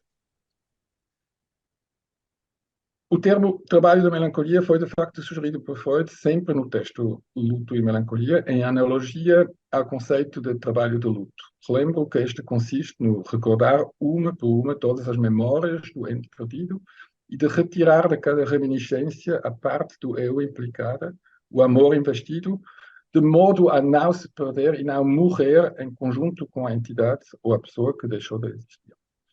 Este trabalho inconsciente é invisível, pois não deixa outro rastro do que a libertação e o fim do luto. Na melancolia, o processo seria semelhante, diz Freud, mas é muito vago e prudente, como Freud sempre é nas suas afirmações. Ele colocou ainda muitas reticências e dúvidas. Voltando ao meu doente, no caso do meu doente, a ideia de trabalho de melancolia parece fazer sentido. Parecia que toda a energia vital ficava absorvida numa luta desesperada para libertar o eu. A empresa do doente já não existia, pois o doente, voluntariamente e racionalmente, tinha desmontado o negócio, mas múltiplas partes deste eu continuavam ligadas ao negócio, identificando-se com este. O doente não tinha medido, no entanto, o seu próprio apego à ideia, ao conceito, ao ideal deste negócio. Alguns no eu, o doente persiste, no eu do doente, persiste uma unidade, uma fusão entre o self e a empresa que ele criou. O doente não parece ter uma identidade para além do empresário. A saída de uma adolescência marcada por grande insegurança e permanente medo de falhar perante o sucesso acadêmico dos irmãos, sua identidade foi tardiamente forjada durante anos de trabalho intenso, solitário, apesar do apoio incondicional da esposa, trabalho dedicado e exclusivo a custo de um desinvestimento de todas as atividades não ligadas à empresa, com exceção da família. As abordagens terapêuticas assemelham-se a um cerco à fortaleza da melancolia, isto é, a impressão que tinha. A melancolia ou depressão resistente do doente que continuava a resistir quase sem brechas. O estado do meu doente, de facto, não evoca agilidade, mas sim solidez e robustez. Frágil são os terapeutas dele, eu incluído, no fracassar dos assaltos terapêuticos, entre aspas. Se nos perguntarmos sobre o laço entre a melancolia e a fragilidade em geral, partindo do exemplo do nosso doente, chegamos à noção paradoxal e surpreendente que a fragilidade é diminuída ou até perdida na melancolia. As nossas tentativas de chegar ao doente são repelidas por defesas compactas pelo peso da inércia afetiva. Não há ressonância de emoções, pois o espaço interior está cheio de uma bilis negra, imagina um alcatrão, ou pés, como uma substância viscosa, densa, colante, inquebrável, impenetrável, sem falhas pela qual uma luz, uma iluminação podia entrar. Não há fissuras possibilitando uma quebra libertadora. Observamos um estado que se podia caracterizar de infragilidade. De facto, não existe uma palavra perfeita, isto diz Jean-Louis Chrétien, uma palavra perfeita para exprimir o oposto, o antônimo da fragilidade. Este estado melancólico, que pode ser denominado como antifrágil, não tem possíveis falhas. Conclui-se que existe uma verdadeira perda da fragilidade na melancolia, pelo menos no meio doente, que fica simultaneamente preso e defendido nesta melancolia segura, entre aspas, que resiste a tudo. Cito outro autor, o psiquiatra e fenomenólogo Thomas Fuchs, também num livro recente, que também é muito giro, é este o livro, Ecology of the Brain. Também é super interessante. Então, ele descreve a melancolia como uma reificação e corporealização do corpo vivo. Corpo vivo, Leib, em alemão. Körper und Leib. Leib é o corpo, sentido vivo. E cito agora em inglês esta passagem do Thomas Fuchs. In melancholia, the body loses the lightness, fluidity, and mobility of a medium and turns into a heavy, solid body that puts up resistance to the subject's intentions and impulses. Its materiality, density, and weight, otherwise suspended and unnoticed in everyday performance, now come to the fore and are felt painfully, adornment. Thus, melancholia may be described as a reification or corporealization of the lived body. The corporealized and frozen body loses its capacity of emotional resonance. Loss of feeling means at least a partial loss of self. Lá ele retoma claramente a perda do eu, do Freud. The person affected by melancholia collapses into the spatial boundaries of her own solid material body. Instead of transcending the body, she becomes completely identified with it. Encontrei no filósofo alemão Peter Sloterdijk, acho que se diz assim, uma visão diferente desta amálgama sólida e inquebrável que é a melancolia, levando à perda de fragilidade da mente saudável. Peter Sloterdijk, num comentário à mesma passagem em questão de luto e melancolia, tenta caracterizar esta amálgama do objeto aglutinado pelo mecanismo da identificação, como vimos, sendo agora na melancolia um complemento íntimo do eu. Está, segundo Sloterdijk, no livro Sferen, segundo Sloterdijk, em jogo um objeto, que é um neologismo que junta ao objeto a sua própria negação. O não objeto, ou condensando os termos, o nobjeto. Assim é ilustrado a aglutinação, a fusão do objeto ao eu e a consequente impossibilidade de perder o objeto sem perder o outro, o eu. além disso, o próprio eu se transforma neste processo e regressa a um estado de pré-sujeito, como diz Sloterdijk, en passant, caracteriza isto com outro neologismo do mesmo tipo. Nego. N, entre parênteses, ego. Não ego. Nego. Assim, o não objeto, o no-objeto, fica aglutinado ao não ego, ao nego, formando uma amálgama inquebrável, resultado final e nada frágil da sombra freudiana que caiu sobre o eu. Estou quase no fim. Retomando a nossa vinheta clínica, o meu paciente regressou à minha consulta algumas semanas após as injeções de ketamina que lhe deram um alívio passageiro. É conhecido que a ketamina ajuda muito rapidamente, mas tem um efeito pouco durável. Não lhe trouxeram nenhuma mudança duradoura, nem afetiva, nem cognitiva.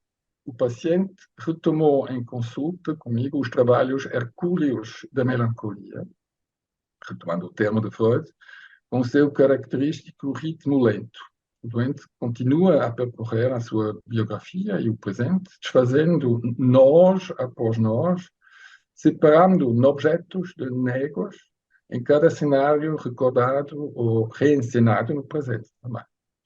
O terapeuta pode, por vezes, afastar um ou outro obstáculo no caminho, por exemplo, confrontar o doente com o consumo alcoólico crescente, que era arriscado, um abuso, mas no fundo apenas o terapeuta apenas pode testemunhar, acompanhar e facilitar a saída gradual da melancolia e a recuperação de uma saudável fragilidade. Por momentos, a voz do doente deixa de ser apagada e monótona e ganha em ânimo e ressonância. Isto dá esperança. Quanto à voz humana, Jean-Louis Chrétien afirma que a voz é a mais alta manifestação da fragilidade. A qualquer momento, a voz pode quebrar, pode falhar. No entanto, até as verdades eternas, ou melhor, as verdades omnitemporais, requerem o barco frágil de uma voz singular. Chrétien questiona as topografias da alma estabelecidas. Por exemplo, quando o autor evoca a noção de isto acho muito original, ele diz, evoca a noção de um inconsciente não das profundezas, mas superior, um inconsciente superior. Acho que temos sempre a ideia que o inconsciente é lá embaixo, alguns, ou Carl Gustav Jung diz o subconsciente, mais este termo. Termino com a última frase do livro de Chrétien: o frágil barco da voz humana é a única embarcação capaz de lançar a sua âncora aos céus. E só para terminar, uma imagem que, para mim, o termo melancolia é muito mais sonoro, tem muito mais conteúdo e ressonâncias do que depressão, que é só uma falta de qualquer coisa. E melancolia, às vezes pode-se utilizar com doentes este termo. E encontrei este título numa partitura onde fala do Allegro malincônico. Obrigado pela vossa paciência.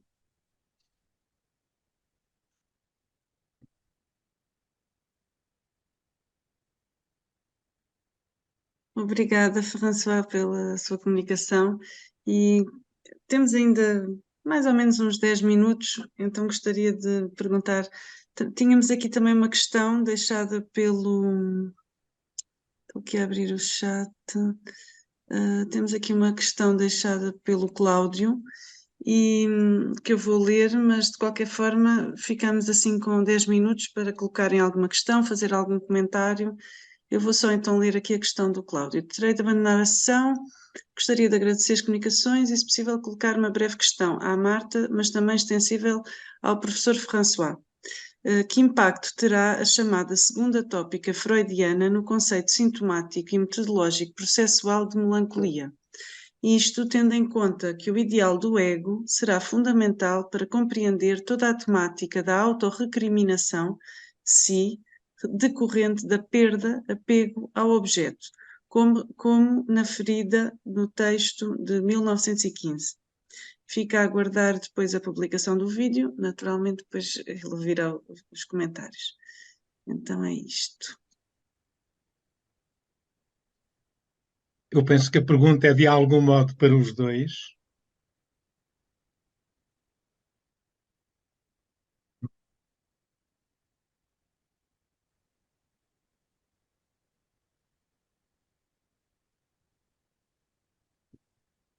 Marta, talvez? Não, deixa a palavra ao professor François, porque acho que já falei bastante e esse ponto vai, de certa forma, pegar naquela parte que fica bem em aberto com uma dúvida, para mim também. Professor François, deixe-lhe ficar, se quiser tomar a palavra, faça favor. Primeiro, não sou professor. A tese, tínhamos que fazer uma tese para ter o título de especialista, mas não tenho uma tese de doutoramento para um caminho académico. Sou doutor. Se de facto não me vai o ideal do ego. Agora tenho um bocadinho de dificuldade em ter uma ideia criativa para responder à pergunta. Não sei se a Marta tem uma ideia, não tenho uma grande. E esse ponto que como é que se chama o colega? Foi o António, não? Cláudio, Cláudio, Obrigado. O ponto que o Cláudio coloca, eu precisamente não sei se eu estava presente quando eu deixei ficar a minha própria dúvida em aberto ou se foi depois disso. Seja como for, há aqui qualquer ressonância que foi feita, porque precisamente se ele não ouviu a minha dúvida, de certa forma ouviu-a através do subdiscurso. Ora bem, em termos teóricos, Freud, portanto, aborda claramente a relação do superego com a melancolia, no texto de 1923, o ego e o id, não é? Portanto, num capítulo que eu agora não tenho aqui presente, que mostrei o livro, penso que será se não estou em erro, 5 ou 6, ele faz a ponte entre as formas de desintrincação e intrincação pulsional entre éreos e tanatos, falando da melancolia como uma forma, se não estou em erro, embora já a memória me falhe um pouco, esse texto já o li há uma boa década, eu penso que ele fala do exemplo da melancolia. Se houver aqui algum psicanalista ou alguém que me saiba aqui contradizer, faça favor. Eu creio que ele coloca a melancolia como um exemplo do superego que funciona num processo de intrincação pulsional, ou seja, em que há o prazer da dor que advém dessa punição superegóica. Portanto, se há prazer é porque há uma erotização que corresponde à intrincação entre Eros e Thanatos. Se há uma violência bruta, cruel, destrutiva, sem limites, coloca-se a questão da desintricação. Portanto, no fundo, o suicídio, como passagem ao ato, relevaria de uma desintrincação pulsional entre pulsões de vida e pulsões de morte. A melancolia seria uma forma de solução de, no fundo, de evitar o suicídio, digamos assim. Enfim, isto é uma hipótese que eu coloco porque quando eu estudei o conceito de masoquismo, a questão da intricação pulsional é aquela que permite com que sujeitos vivam a dor e o sofrimento sem passar ao ato a pulsão de morte de uma forma, digamos assim, mais livre, não é? Portanto, as formas de sofrimento, muitas vezes repetido, que podem até inclusivamente ser algo perversas, porque a questão da intricação masoquista tem já que ver com a perversidade, ok? São formas defensivas daquilo que poderia, por exemplo, um psicanalista que fala da questão da perversão, como Stoller, ele fala da questão da perversão como formas, no fundo, de escapar a uma violência mais massiva, que seria da ordem da pulsão de morte pura e dura, não é? Portanto, autores contemporâneos falam muito das novas formas de perversidade, ou formas estratégicas de defesa, em que há um esvaziamento dos afetos, mas que de alguma forma o sujeito pode sustentar-se a partir dessa tentativa de erotização do sofrimento. Eu penso que a melancolia desemboca um bocado aqui, não é? Como é que é possível o paradoxo de um indivíduo que se denigra, que se acusa, que se deplora, e que ao mesmo tempo, ao exibir essa dor, contrastando com a tal questão do controlo da vergonha que o neurótico tem, não é? Freud sustenta que o melancólico teria uma certa necessidade de expor essa dor autoacusatória, como se fosse uma solução erotizante, não é? Daí também penso que o próprio sofrimento que nós vemos erotizado na poesia, sei lá, desde Flor Espanca até João Racine, passando por Fernando Pessoa, são formas de erotização da dor que me parecem, no fundo, a própria gestação da poesia, num certo sentido. Só queria juntar que o primeiro tópico pré-consciente, consciente e inconsciente. O segundo tópico, para mim, depois da leitura do L'Espace Intérieur de Jean-Louis Chrétien, isto ajudou-me um bocadinho a relativizar. Antes, para mim, o primeiro e o segundo tópico eram como verdades um bocadinho absolutas, e lá vejo mais que são também Freud, é também um autor, um filósofo que está nesta série de metáforas e imagens de espaços interiores na tradição de Santo Agostinho, Santa Teresa, Montaigne, é mais um, e vai haver mais outros, mais modernos, depois que será a mitologia do cérebro, é outra representação do espaço interior, que tudo está lá no cérebro, e com a amígdala, com a ínsula, é também uma imaginação, é também uma metáfora, de uma certa forma, uma representação. Os neurocientistas que acham que é mesmo assim, muitas vezes, que reificam isto, mas também está numa tradição de uma representação, no fundo, de imagens.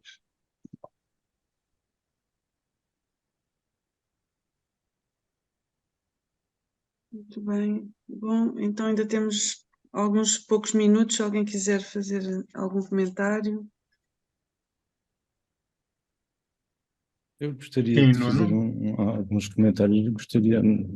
Boa tarde a todos.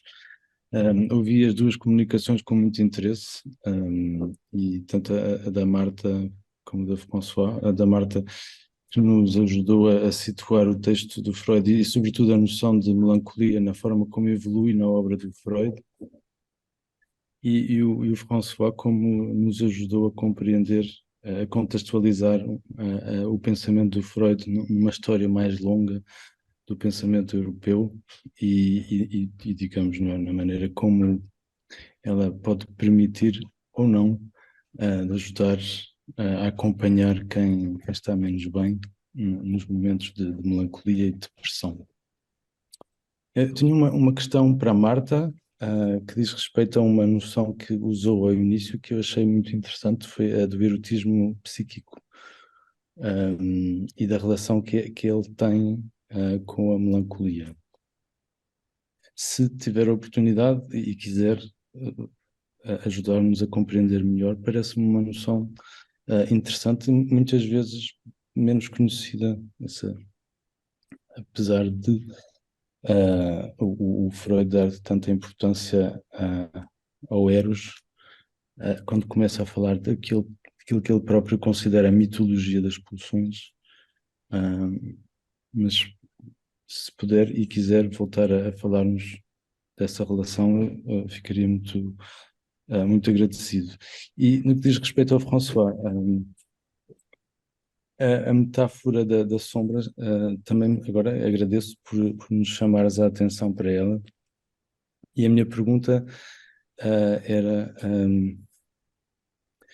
o que é que projeta a sombra? Qual é a luz que incide sobre o objeto perdido, de maneira que haja uma sombra? No texto do Freud, não me lembro. E como é que se pode ler a fonte dessa luz? A primeira pergunta.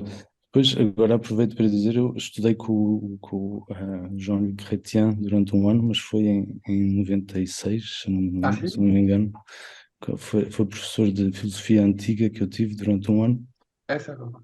e estudámos, de facto, o Santo Agostinho nas Confissões e num livro da Cidade de Deus, já não me lembro qual, desculpem-me por isso, mas e o Aristóteles, o texto sobre a amizade do Aristóteles, enfim. Lembro-me de uma pessoa muito sensível, e nomeadamente muito sensível à literatura. Nos falava muitas vezes mais de literatura nas aulas do que propriamente das questões de filosofia, mas enfim, é en passant. Portanto, acontece que me lembro de alguns momentos muito interessantes das aulas. Mas digamos que a minha pergunta, e também agora aproveito para dizer, o peso melancólico lembrou-me um pouco, talvez a metáfora que os alquimistas usavam de passar do chumbo para o ouro, do peso para a ligeireza da luz, do ouro, etc. Enfim, pareceu-me a descrição que o Thomas Fuchs dá, parece-me, a inspiração fenomenológica, parece-me bastante adequada para dar conta dos nossos momentos mais pesados, digamos. Enfim, agradeço aos dois, se quiserem reagir. Obrigada, Nuno, pela questão sobre a eroticização psíquica. Bom, no plano em que ela surge, não é complicado. Nessa altura, Freud está muito arraigado a tentar compreender os processos psíquicos do ponto de vista neurofisiológico e neuropsicológico e, digamos, mais amplamente psicossomático. Daí haver a tal questão do dualismo, de certa forma que ele tenta esquematizar bastante, entre uma sexualidade que fica inibida na própria função do órgão, no sentido mais literal do termo. No fundo, que a sexualidade não consegue realizar o seu fim, satisfação pulsional, no plano das neuroses de angústia, ao passo que na melancolia ela segue a via de uma dimensão mais afetiva, mas depois fica entravada na estrutura psíquica do tal aspecto que ele conceptualiza como buraco, não é?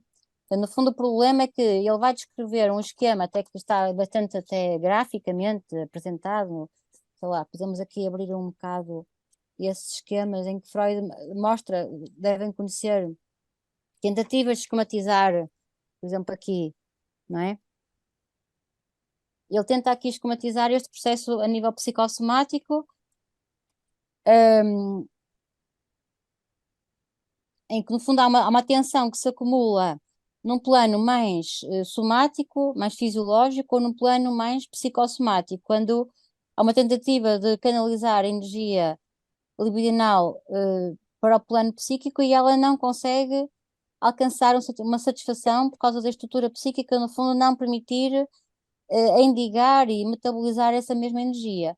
Portanto, quem vir esta descrição de Freud, ela não tem assim grande mistério, digamos assim, porque é uma fase até antítota da dimensão mais metafísica e mais literária, mais inspirada que ele tem nas fases seguintes.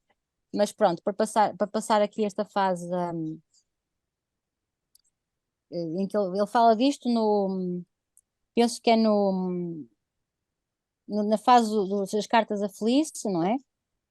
Se não estou em erro, é no capítulo, no livro, no capítulo, sim, no manuscrito Guia da Melancolia, em que ele vai descrever este dualismo numa fase que já está, que é anterior à segunda tópica, não é? Por isso, é muito mecanicista neste ponto. Não sei se me faço entender. A concepção de Freud é muito é muito esquemática nessa altura, não é? Uhum. É desprovida de alguma forma de um valor dinâmico. Ela é muito económica, no sentido de tentar perceber se o sujeito, em que parte do mecanismo é que o sujeito padece de um desvio ou de uma inibição da sua sexualidade pulsional. E a dimensão do psiquismo tem a ver simplesmente com uma esquematização neurofisiológica em que o nível do psíquico não consegue completar o trabalho de satisfação pulsional, não é? Portanto, no fundo, a questão da erotização psíquica é que há uma espécie de acumulação de energia, fica retida, mas por fracasso da sua própria realização pulsional, ou seja, não há uma satisfação possível, não tanto porque o sujeito fica a querer aproveitá-la para outros fins, como seria na sublimação, não é? Mas porque há um bloqueio dessa energia para um fim que se considerasse prazenteiro, no fundo, não é? Ou seja, o aspecto é patológico, não é propriamente algo que Freud aqui valoriza como sendo uma fonte de criatividade, não é? Porque aqui o que interessa perceber é até que ponto é que a melancolia, ela própria, é um fracasso da sublimação ou, pelo contrário, ela está aliada à sublimação. Isto aqui para mim, não é? Na minha leitura, o que seria interessante ver é, caso a caso, como é que, em alguns traços de melancolia, certos sujeitos conseguem uma satisfação pulsional e através da sublimação, ou pelo contrário, que padecem num aspecto melancólico mais mórbido, mais doloroso. Estas variações são muito ricas, não é? Encontramos exemplos e casos em que a relação entre a dor e o prazer muitas vezes bifurcam para dimensões muito diferentes ao longo da vida do sujeito, e que o caso do François me parece exemplar. É como se um indivíduo tivesse uma vida separada em duas, não é? Primeiro é feliz, depois é infeliz, sem que nada explique uma continuidade. E isso realmente é misterioso. Como se na segunda fase da sua vida houvesse uma coisa traumática que o impedisse de elaborar o sentido da vida, não é? Por fracasso de alguma coisa que não se consegue metabolizar a nível psíquico.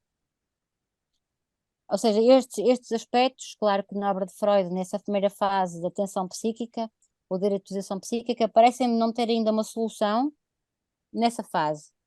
Ou seja, para responder à questão, Nuno, acho que ficarmos só nesse território epistemológico da fase das cartas e das neuroses de angústia, parece-me que não vai conseguir perceber muito o alcance dessa erotização psíquica que na melancolia nós entendemos a um nível muito mais amplo e muito mais polissémico, não é? Na abordagem de Freud, essa teorização dualista, ela é muito ainda naquele paradigma das ciências, que diríamos o lado positivista de Freud, não é? Nessa fase.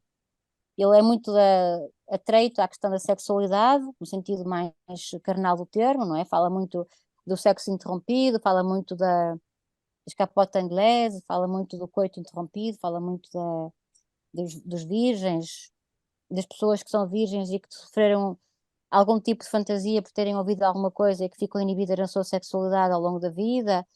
Enfim, o discurso dele, nessa altura, devia ser muito, de facto, importante, não é? Porque, de alguma forma, contrasta com aquilo que culturalmente seria possível, mas é extremamente, realmente, pansexual, não é? No sentido mais literal do termo.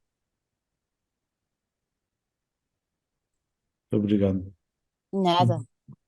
E, Nuno, obrigado pela tua questão sobre a luz, na metáfora, a sombra cai sobre o sombra do objeto cai sobre o eu. De facto, também me coloquei a questão da luz, de onde é que vai a luz? O que é esta luz? Primeiro pensei, assim sai pensar muito, é a consciência, o sol da consciência, a luz da consciência, o sol da consciência. Mas, pensando bem com a tua pergunta, eu penso que nesta metáfora, que é onde Freud não é tão racional, mas mais poético, há um retorno do refoulé. Acho que porque há lá qualquer coisa de espiritual, qualquer coisa quase divino. A luz não pode ser do eu, deve vir de algures, quase uma dimensão que o Freud tenta evitar a todo custo, volta por esta metáfora, mas escondida. Isto é a minha interpretação um bocadinho ousada. Mas claramente, novamente, uma topografia de em cima a baixo, ou de cima para baixo, ou de uma dimensão vertical, sobretudo, que, e depois lembrei-me na interpretação dos sonhos. Antes de começar, Freud faz uma citação muito conhecida, nec flectere superos aqueronta movevo. Se não consigo mover ou fletir os superiores, os deuses, então vou mexer no rio do inferno, Aqueronta, ou nos infernos, vou mexer os infernos. E faz sentido e estamos muito de acordo com isto. Então deixamos os deuses, tudo é metafísica, deixamos de lado, esquecemos isto e vamos lá fazer arqueologia nos fundos da alma, que é muito mais concreto e mais... E depois ainda ontem fui ver, isto é uma citação da Eneide, canto 7, e o contexto é especial, porque a citação é a Juno, a Hera, a mulher do Zeus, que diz isto quando quer absolutamente impedir o casamento do Enéas com a princesa dos itálicos. E diz que, então, todos os deuses são contra mim, todos gostam do Enéas, então vou procurar ajuda no inferno. E ela vai procurar uma fúria terrível que começa a envenenar a sogra e consegue impedir o casamento, por maldade, pura maldade. Mas também uma deusa, também. Então, lembrei-me disso. Obrigado. Muito obrigado. Dado o avançado da hora, eu penso que haveria, porventura, outras questões. Eu próprio gostaria de colocar questões a estas duas comunicações muito estimulantes. Terei a oportunidade de o fazer a cada um. À Marta Matos, que agradeço muito, e ao François, também, que igualmente agradeço, e retomaremos no próximo mês, este seminário das melancolias. Teresa, porventura, quer concluir esta sessão. Pela minha parte, a minha gratidão a todos, aos palestrantes e aos conferencistas e também aos colegas que nos acompanharam. Pronto, eu queria realmente agradecer. Tenho uma certa pena de chegarmos ao fim. Eu também tinha aqui uma questão para colocar, mas realmente já avançámos bastante. Mas deixar aqui o convite, o François normalmente acompanha-nos, por isso vai certamente voltar, mas também deixar o convite à Marta, que é muito bem-vinda e que volte, porque de facto a nossa discussão ainda podia ir um bocadinho mais longe e vejo que ainda está também a trabalhar estes temas ativamente, portanto, sempre que quiser partilhar connosco, é uma questão de entrar aqui em contacto com o nosso seminário e nós certamente arranjamos aqui um encontro. E pronto, resta-me então agradecer-vos muito. Obrigada. E até à próxima, espero que seja breve e muito obrigada a todos. Obrigado. Obrigada. Obrigado. Obrigada a Até todos. breve. Obrigada. Deus, obrigado. Obrigada, gostei muito. Obrigada.